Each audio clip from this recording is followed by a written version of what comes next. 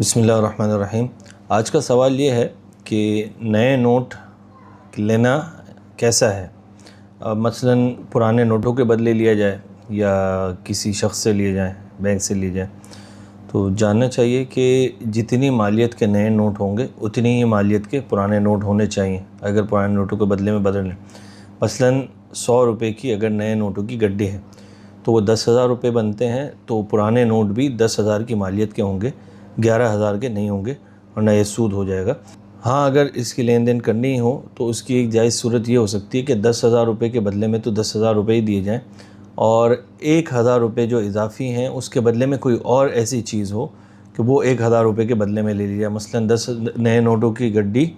اور اس کے ساتھ جو ہے ایک پین ہو یا کوئی ایک قلم ہو، ٹوپی ہو، کوئی بھی چیز ہو جس کی کوئی ویلیو ہو، وہ اس کے ساتھ رکھ دی جائے، تو اب یہ 11,000 روپے کے بدلے میں ایک نئے نوٹوں کی گڈی آ جائے گی اور ایک وہ چیز آ جائے گی۔ اگر آپ کسی شخص سے منگوا رہے ہیں تو یہ ہو سکتا ہے کہ وہ کہے کہ میرا لانے آنے جانے کا جو خرچہ ہے یا وہ اس کے چارجز 500 روپے میں ایکسٹرا لوں گا، اور نئے نوٹوں کی گڈی مطلب 10,000 کے بدلے میں ہوں گے، 500 روپے اس کے ایکسٹرا اس کے چارجز ہوں گے آنے جانے کے یا اس کی خدمت کے، تو یہ صورت ہو سکتی ہے۔